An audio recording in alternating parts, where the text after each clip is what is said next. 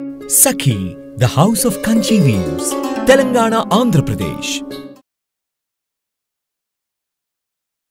నమస్తే రమగారు. నమస్తే జయ. రమగారు ఏదైనా ఒక మంచి కథ చెప్పండి. డిఫరెంట్ కథ చెప్దామా? బెంగాలీ కథ చెప్తాం. తెలుగు వాళ్ళకి బెంగాలీ సాహిత్యం బాగానే పరిచయం ఉంటుంది.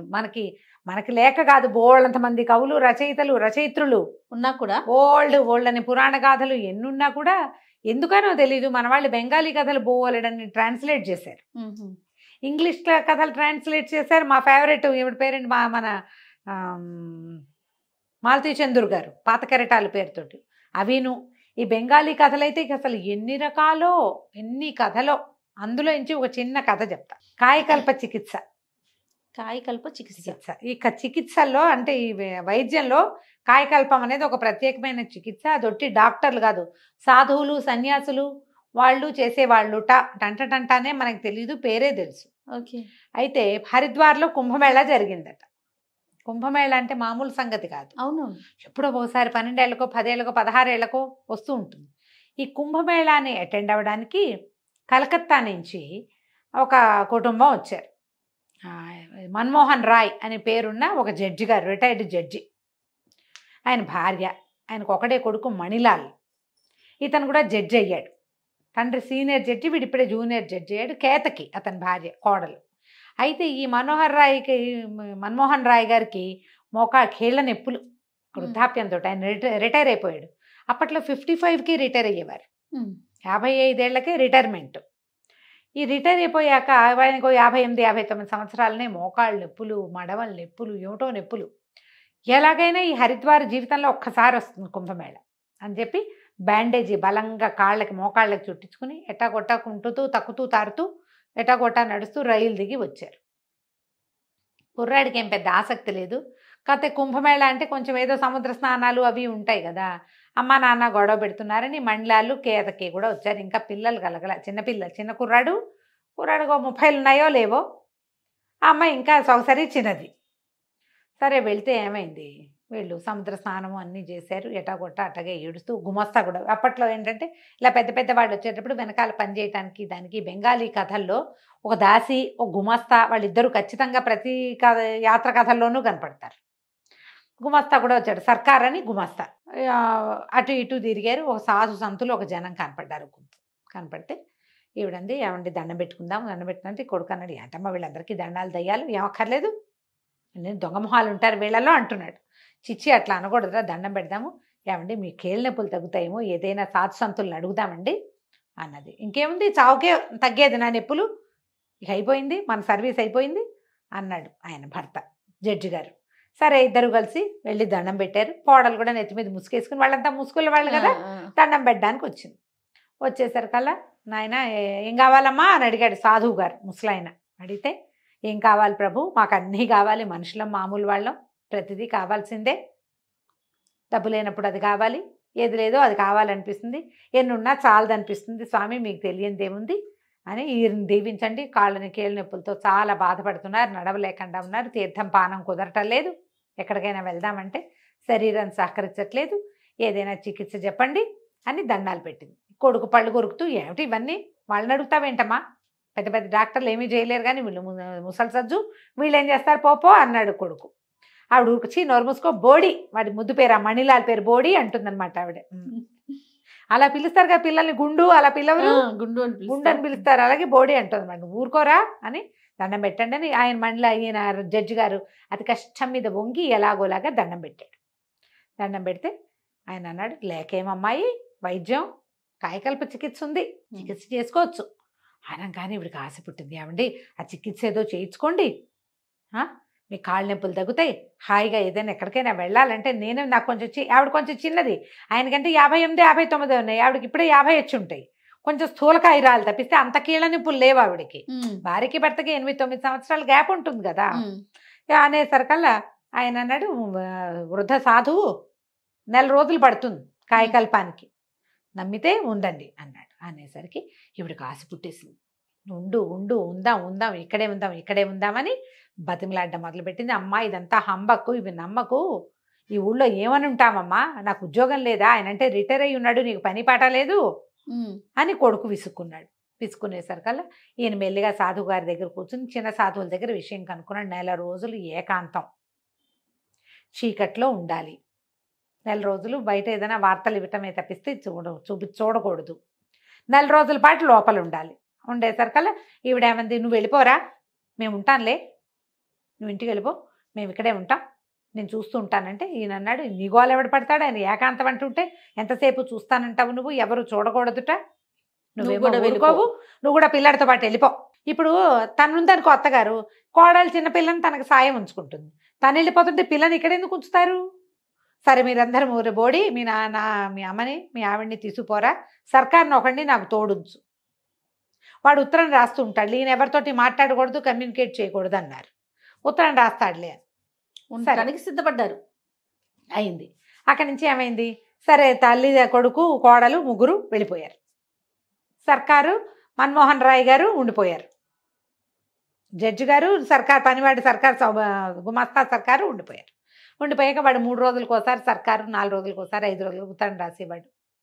అయ్యగారి పళ్ళన్నీ రాలిపోయినాయి, కొత్త పళ్ళు గవ్వల్లాగా వస్తున్నాయి, నెత్తి మీద జుట్టంతా ఊడిపోయింది, జుట్టంతా పండిపోయింది కదా ఆయనకి, అంతా ఊడిపోయింది, కొత్తగా మొలకలు వస్తున్నాయి, నడక సాఫీ వచ్చింది, నొప్పులు తగ్గాయి, నడుము సాఫీ అయ్యింది, అలాంటివన్నీ రాస్తున్నాడు. నెల పూర్తయింది. నెల పూర్తయితే వీళ్ళు ఏం చేశారు, నాన్నగారు వచ్చే రోజు వచ్చేసింది, రేపు వచ్చేస్తున్నామని సర్కారు ఉత్తరం రాశాడు. టికెట్లు బుక్ చేసుకున్నారు. సర్కారు అయ్యగారు బండి ఎక్కారు. బండి ఎక్కాక ఆ బండి దిగాక అతను ఏమన్నాడు, ఈయన జడ్జి గారు, ఒరే సర్కార్, నువ్వు బజార్ వెళ్ళి కొంచెం పళ్ళు స్వీట్లు అవి కొనుక్కురా, నేను మన వాళ్ళని కొంచెం తమాషా చేస్తా అని చెప్పాడు. చెప్పేసరికి సరే సర్కారు బజార్లోకి వెళ్ళాడు. ఈయనేమో ఒంటెద్దు బండి దిగి, ఇప్పుడు ఒంటి గుర్రం బళ్ళు అవి దొరుకుతాయి, జట్కా దిగి ఇంట్లోకి వెళ్ళాడు. ఇంట్లోకి వెళ్తే ఆ రోజు ఏమైంది, మీ నాన్న ఎప్పుడురా వచ్చేది అని వాళ్ళ అమ్మ అడిగింది. అడిగితే అమ్మ మధ్యాహ్నం బండికి వస్తారు, సాయంకాలం బండికి వస్తారు. వీళ్ళు ఏం చేశారు, మధ్యాహ్నపు బండికి వచ్చేసారు. ముందుగా సాయంకాలం బండికి వస్తారంటే ఈ కేతకి ఏం చెప్పిందంటే, ఏమండి నేను మనం బజార్లో చూసిన చీర పట్టుకురండి, నేను ఆ చీర కట్టుకునే స్టేషన్కి వస్తా, చీర కట్టుకోకపోతే స్టేషన్కి రాను మామగారిని రిసీవ్ చేసుకోవడానికి అనేసరికి ఈయనన్నాడు, ఏమే నేను కూడా కాయకాలు పనిచేసుకుని వృద్ధుని అయిపోతాను, నీ రోగం బాగా కుదురుతుంది. మొగుడు పెళ్ళాలు బోళ్ళంతా సరసం ఆడుకున్నారు. తల్లేమో సరే అమ్మాయి ఏమిటి మేడ మీద ఉన్నారు వాళ్ళిద్దరు, కోడలు ఒక గదిలో, కోడలు కింద గదిలో ఏదో పని చేస్తుంది, అత్తగారేమో పై గదిలో. ఈ పిల్ల ఏం చేసింది, ఏదో పని చేసుకుంటుంది, భర్త ఏమో ఆఫీస్కి వెళ్ళిపోయాడు. మధ్యాహ్నం మామగారు వచ్చాడు. ఈయన లోపలికి వెళ్ళేసరికల్లా ఆ పిల్ల ఏదో పని చేసుకుంటుంది, నెత్తి మీద ముసుగు లేదు. చప్పుడయ్యేసరికల్లా వెనక్కి తిరిగి ఆ వచ్చారు చీర తెచ్చారా అని అడిగింది. ఈయన నిర్కాంతపడి, ఇదేమిటి కోడలు ఏనాడు ఆ పిల్లని ముసుగు లేకుండా చూసింది లేదు, చూడకూడదు అట్లా, వాళ్ళ పద్ధతి కాదు. అదేమో సగం పవిటంతా వెనకాల వీపు జీరాడిపోయి వీపంతా కనపడుతుంది. మొహం ఏనాడు ఆయన కోడల మొహం పెళ్లినాడు చూశాడు, మళ్ళీ చూడలేదు. ఆ పిల్లటి తిరిగి చీర తెచ్చారా తేలేదా, చీర తేకుండా నేను రావద్దని చెప్పానా లేదా, మరి ఇంట్లోకి ఎందుకు వచ్చారు, ముందు వెళ్ళి చీర పట్టుకురండి అంది. అనేసరికి ఈయన గిరుక్కుని తిరిగాడు. ఆ అమ్మాయి ఏమనుకుంది, భర్తే చీర పట్టుకు రావడానికి వెళ్ళాడు అనుకుంది. ఈయన గబగబా మెట్లెక్కి పైకి వచ్చాడు. మెట్లెక్కి పైకి వస్తే ఆవిడేమో ఏదో కుట్టుకుంటుంది కూర్చొని, ఆ భార్య కాస్త కను వెలుగులో ఉంది. అమ్మీ నేను వచ్చేసాను అన్నాడు. అమ్మీ అన్నాడు. ఇవిడికి అమ్మలాగా వినపడింది. ఏమిట్రా బోడీ, ఎప్పుడురా మీ నాన్న వచ్చేది అని అనగానే నిర్కాంతపడికి ఏమిటి బోడీ బోడీ అంటుంది, ఏమిటో తెలియలేదు. నేనేనే అన్నాడు. నేనేనే అనగానే ఏమిటది, ఏం మాట్లాడుతున్నావు, ఏమిటా మాటలు, సరిగ్గా మాట్లాడు వెధవా అంటుంది ఆవిడేమో. ఇంకేం చేయాలో తెలియదా, అర్రే సర్కారుని తేకుండానే వచ్చానే, వీళ్ళు నన్ను గుర్తుపడుతున్నట్లేదు అనిపించింది. అర్థం కాలేదు, సర్కారు కావాలి ఇప్పుడు. ఆయన మెట్లు దిగి రావటం మొదలుపెట్టాడు. దిగి వస్తుంటే కింద నుంచి మణిలాల్ వచ్చాడు పైకి. ఆ మెట్ల మీద వెలుగు అప్పట్లో కరెంట్ లేదు, అన్ని గదుల్లోనూ దీపముడ్లు ఉండేవి. మెట్ల దగ్గరికి వెళ్ళాలంటే గదిలో నుంచి పైనుంచి కిందకి దిగేవాళ్ళు బుడ్డి పుచ్చుకుని దిగుతారు, కింద నుంచి పైకి ఎక్కేవాళ్ళు దీపం పుచ్చుకుని ఎక్కుతారు. కను వెలుగులో కనపడేసరికల్లా ఈయన ఎవడరా నువ్వు, పైనుంచి వస్తున్నావు, ఎవరు నువ్వు అని అడిగాడు మణిలాల్. అడగంగానే నన్న తత్త అన్నాడు. తండ్రికి అర్థం కాల ఏం చెప్పాలో. నేనేరా అంటానికి చేత కాలేదు. క్లయింటుని అన్నాడు. అనేసరికి క్లయింట్ పైకి ఎత్తుకెళ్ళావు నువ్వు, ఎవరు నువ్వు అని ఇట్లా చొక్కా పుచ్చుకున్నాడు. పుచ్చుకోగానే ఈయన నిర్కాంతపోయి నేనేరా మీ నాన్నని అన్నాడు. మా నాన్న ఇంకా నయం, మా నాన్నమేంటి దొంగ బద్దాలు ఆడుతున్నావా, పట్టు అని కిందకి ఈడ్చుకొచ్చేసాడు. ఈడ్చుకొచ్చేసరికల్లా ఈ లోపల వాళ్ళ అమ్మ పైనుంచి కాస్త దిగుతోంది, యువతలకి వచ్చింది. ఏమిట్రా మా బోడీ అరుస్తున్నావు, ఏమైందిరా అంటే వీడెవడోనమ్మా క్లయింటు, ఇప్పుడేమో నాన్న అంటాడు. చూసుకోవరా మీరు అన్నాడు. చూసుకోవటం ఏమిట్రా, ఇప్పుడు నువ్వేగా కిందకి దిగెళ్ళావు అంటుంది. కొడుకే వచ్చాడు అనుకుంటుంది కదా ఆవిడ. నేను కిందకి దిగి రావటం, నేను ఇప్పుడే వస్తున్నా, వీడెవడో పైనుంచి కిందకి దిగుతున్నాడు అని చెప్పేసి గట్టిగా పనివాడిని కేకేసి, ఒరే వాకిట్లో పోలీస్ బాయ్ ఆగి ఉంది చూడు, ఆయన కేకేసుకురా అన్నాడు. ఆ దారి జడ్జి గారి మ్యాజిస్ట్రేట్ కదా ఇతను, అది అంతకుముందే పోలీస్ వ్యాన్ ఒకటి ఈయన్ని దింపెళ్ళింది, ఎస్కార్ట్ వస్తుంది. వాడు పరిగెత్తుకుంటూ వెళ్ళి పోలీస్ ఇన్స్పెక్టర్ని పిలుచుకొచ్చారు. పోలీస్ ఇన్స్పెక్టర్ వచ్చాడు. ఆ కను వెలుగులో ఎవరో కుర్రాడు, ఇంచుమించుగా మణిలాలంత పొడుగు ఉన్నవాడు, నెత్తి మీద జుట్టు, వృద్ధుడయ్యేందుకు అవకాశం సుతరాము లేదు. ఇంకేముంది, అక్కడి నుంచి పోలీస్ ఇన్స్పెక్టర్ లోపలికి వచ్చి, ఎవరో నువ్వు ఏమిటంటే, ఇన్స్పెక్టర్ గారి కుర్చీ వేశారు. ఈయన హతాశుడని నెత్తివి చేయబెట్టుకుని కింద కూలబడ్డాడు. మామూలు పరిస్థితుల్లో అయితే ఆయన కింద కూలబడలేడు, మోకాళ్ళు సహకరించవు. ఇప్పుడు కుర్రాడైపోయాడు ఆయన, ఢామ్మని కింద కూర్చున్నాడు. ఈ మణిలాల్ అన్నాడు, ఎవరోనండి, ఇంట్లోకి వచ్చేసాడు. ముందేమో క్లయింట్ అన్నాడు, ఇప్పుడేమో మా నాన్న అంటాడు. నేనేరా అబ్బి, నువ్వు నన్ను గుర్తుపట్టలేదా అంటాడు ఆయన నెత్తి కొట్టుకుంటూ. ఇంతలో ఏమైంది, సర్కారు వచ్చి వీళ్ళొచ్చి 2 గంటలు అయిపోయింది కదా. ఆ సర్కారు పళ్ళు పువ్వులు అన్నీ మోసుకుని లోపలికి వచ్చి, అయ్యగారు ఏంటంటే కింద కూర్చున్నారు అన్నాడు. అనగానే మణిలాల్ నిర్ఘాంతపడి, ఎవరిని రా అయ్యగారు అంటాం. అదేంటి బాబు, మన నాన్నగారే అని ఆ సర్కారు చెప్పాడు. చెప్పంగానే ఆవిడ పరిగెత్తుకుంటూ పైనుంచి కిందకు వచ్చింది. కేతకి సిగ్గేసింది. ఇందాక మావగారేనమాట లోపలికి వచ్చింది, వీపంతా చూపించింది, మొహం చూపించేసింది, నెత్తి మీద కొంగు సవరించుకుంటూ వెళ్ళి ఒక మూల నుంచి ఆయన 2 దీపాలు పెట్టి ఇన్స్పెక్టర్ చూస్తే ఏముంది, నుంచున్న మండలాలు ఒకడు, నేల మీద కూర్చున్న మండలాలు ఇంకొకడు. తండ్రి డిట్టో కొడుకులాగానే ఉన్నాడు. ఆయన ఆశ్చర్యపోయాడు, ఏంటండి బాబు ఇదే, కాయకల్ప చికిత్స చేసుకున్నానండి, అక్కడికి ఉత్తరాలు రాసాము, పళ్ళు వచ్చినాయి, జుట్టు వచ్చిందని, వీళ్ళని సర్ప్రైజ్ చేద్దామని ముందొచ్చేసాను. సర్కారు లేకుండా రావడం వల్ల నేను మీ కాళ్ళ దగ్గర కూర్చోవాల్సి వచ్చింది. ఆ సర్కారు వచ్చి గబగబా రెక్కపుచ్చుకొని లేవదీశాడు ఆయన. మణిలాల్ కూడా నిర్ఘాంతపోయాడు. కాయకల్ప చికిత్స ఇంత చేస్తుందా, మా నాన్న నన్ను చేసేసిందిగా. కోడలు సిగ్గుపడి చచ్చి లోపలికి పోయింది. ఇంకేం చేయాలో తెలియక ఇన్స్పెక్టర్, క్షమించండి పొరపాటు అయింది, ఎందుకు పోలీసులు పిలిచారు బాబు అని అడుగుతున్నాడు సర్కారు. ఇప్పుడు అక్కడ ఎవరో దొంగ అనుకున్నాడు.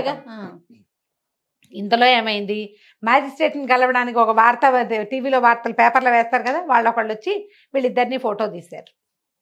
ఫోటో తీసి మర్నాడు పేపర్లో వేశారట. 25 ఏళ్ల భర్త, 50 ఏళ్ల భార్య, ఇప్పుడు ఏం చేస్తారు వీళ్ళు అని. ఆవిడ బోమని ఏడుపు, మళ్ళీ చికిత్స చేసుకురా, లేదా ఇంకా 4 రోజులు నేను చచ్చాక ఇంకో పెళ్లి చేసుకుందు కానీ ఇప్పుడు కొడుకు అంత ఉన్నవాడితోటి నువ్వు నేను కలిసి ఉంటాం ఏమిటంటుంది ఆవిడ. అబ్బాయి 25 ఏళ్ల వాడైపోయాడు ఆయన. అదే పళ్ళు ఊడిపోయినాయి, కొత్త పళ్ళు వచ్చినాయి, జుట్టు అంతా ఊడిపోయింది, తెల్ల జుట్టు అంతా, మళ్ళీ ఫ్రెష్ జుట్టు వచ్చింది. వాడు చూస్తే అన్నయ్య భార్య తమ్ముడు పక్కన, కొడుకు పక్కన నుంచుంటే ట్విన్స్ అల్లే ఉన్నారు వాళ్ళిద్దరు. కోడలంటే, ఓహో 50-60 ఏళ్ళు వస్తే మీ నాన్నలాగా అవుతారా మీరు, కర్మ అంటుంది. ఎవరైనా మనకి 25లో 30లో తెలియదు కదా, 50 వచ్చాక ఎలా అవుతామో మనకి ఎట్లా తెలుస్తుంది. అప్పుడు వార్తల్లో కూడా పడ్డారట వాళ్ళు. కాయకల్ప చికిత్స చేసుకుంటే భార్యాభర్త ఇద్దరు చేయించుకుంటే ఇద్దరు యంగ్ అయ్యను. ఆవిడ ఇక్కడే ఉంది, ఆయనకి మోకాళ్ళ నొప్పులు పోవడం కోసం చేస్తే ఇదిగో ఇది అయ్యింది అనమాట. కథ కంచికి మనం ఇంటికి. బాగుంది రమ్మగారు. నమస్తే. నమస్తే.